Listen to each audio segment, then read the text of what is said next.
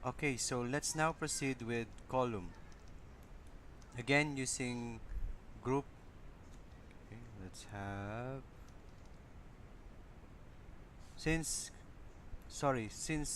support is a node, punta tayo sa node.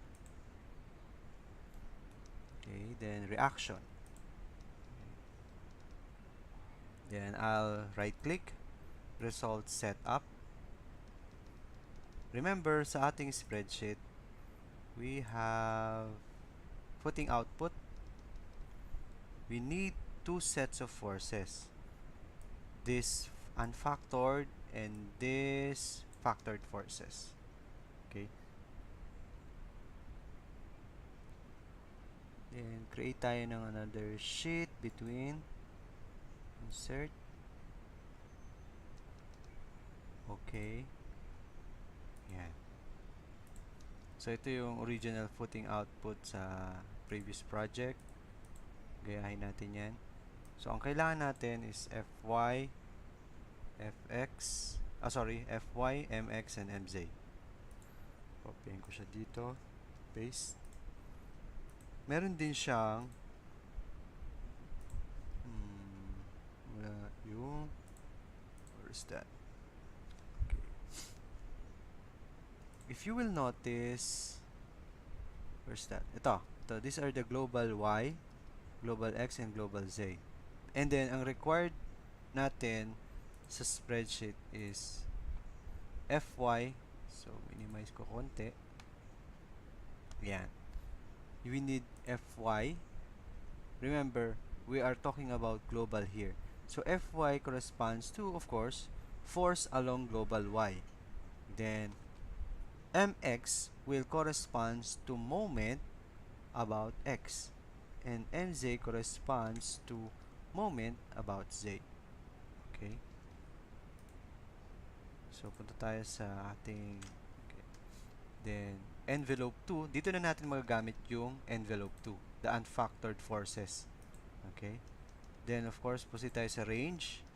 Since we are talking about reactions or supports for the footing, let's say exterior footing. So, the exterior support, no? G6. Then, apply. So, you will observe nagbago agad, no? Yung forces sa right pane because kinuha na niya, in-extract na niya yung mga forces corresponding to our exterior support. Then, okay.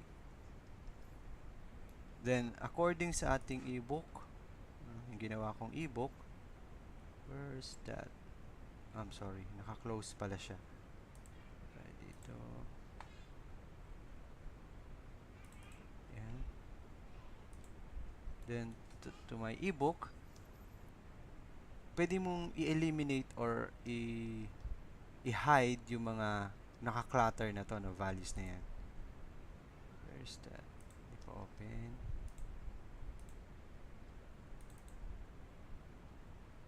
Yan.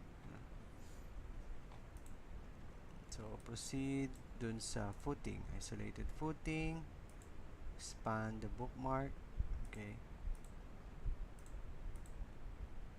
Yan. Okay. So, yan.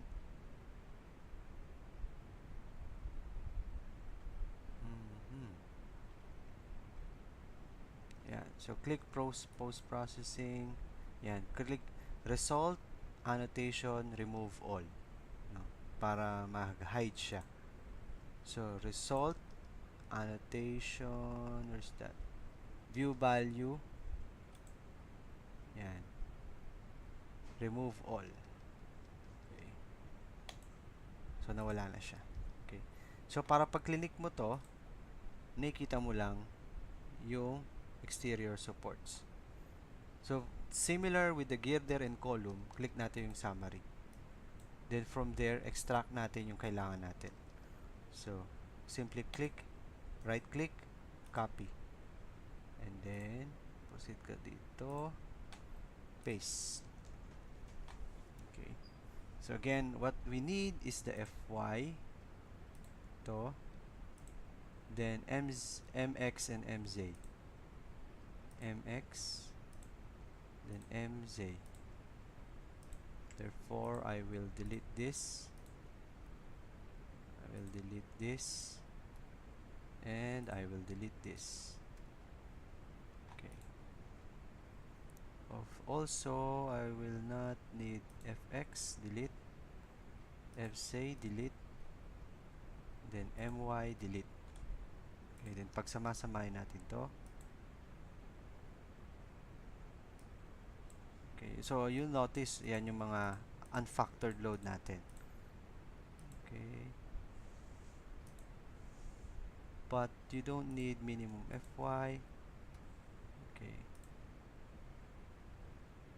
So, Control C, Control V,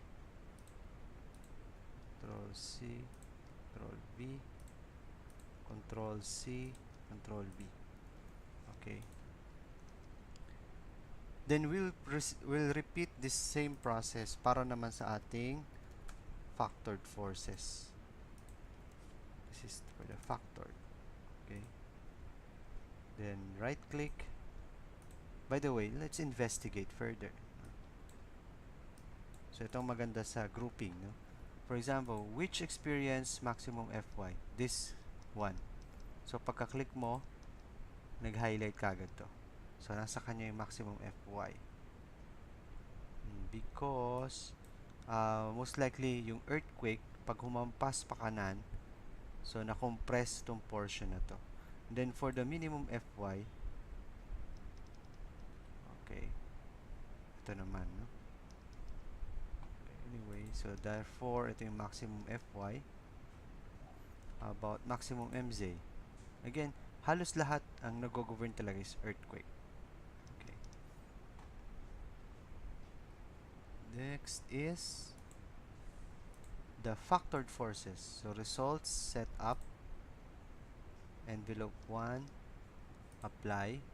Make sure yung range is support. Apply. Okay. Then copy. Then paste. Okay. Then delete again fx. Delete again fz. Delete again my. We don't need this. Then I will not need this. That is fc. And then my.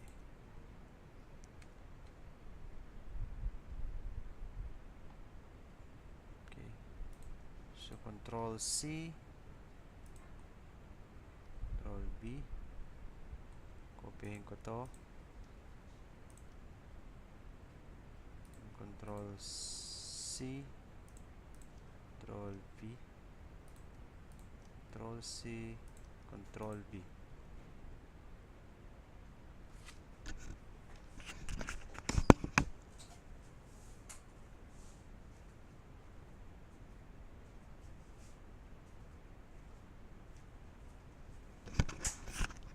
Okay. Then so delete ko tong column na to. Then delete this. Okay. Then ito yung transfer natin dito. Dito sa ating spreadsheet. Okay. So lalagyan natin to.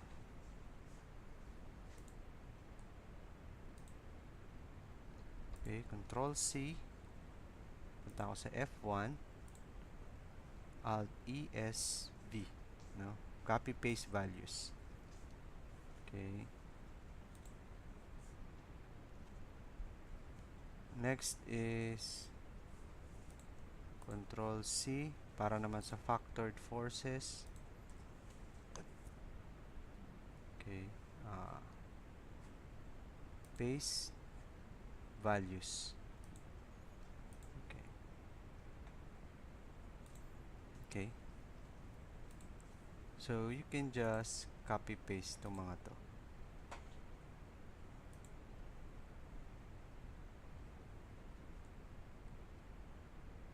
Where is that?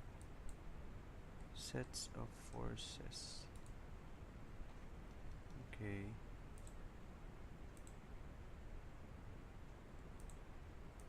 Control C, SB.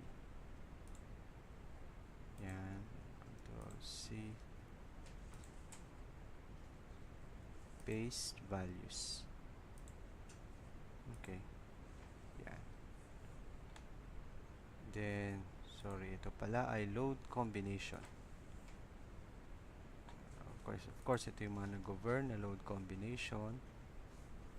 Control C.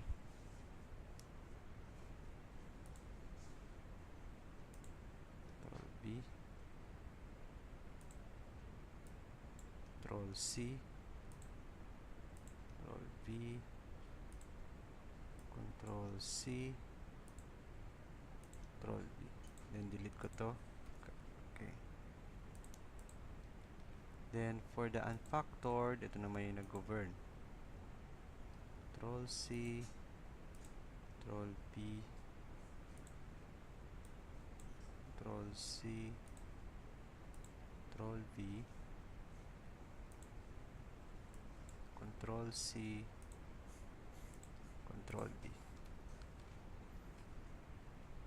Okay, then delete. So let's check. So from the result, so na-exceed natin yung maximum demand capacity ratio na 1. So kailangan nating lakihan. Say 4 by 4. Okay. Then thickness, so kulang pa din. Let's say 0.5. Okay. Maybe pretty good na yan, no? 0.7. Okay. Then column dimension, as based sa analysis natin kanina, 0.45. 0.45. Bearing capacity from the design criteria. Okay. So safe na yung 4 by 4, then 500 na thickness. Rebar diameter 16. Then the spreadsheet will now compute yung number of bars. So you will need 25 rebar on X direction na 16 mm and 30 bars on Z direction na 16 mm. Okay. So ganun lang kadali, no? Using the spreadsheet, you will need unfactored and factored. So again, ganun ka-importante yung using grouping commands. So na-capture natin yung envelope of forces. So the 4 by 4 na design natin will be applicable sa groups natin na ito. Again, how to enable that? Alt S by group name, exterior support. Okay. Yan, ito. Okay. So nasama ko lang pala 'tong nasa ibabaw. Okay. But definitely ang na-capture nitong ano na to is this, yung nasa ilalim kasi nandiyan yung maximum FY. Okay, maximum MZ nasa ilalim pa rin. Okay. That's it.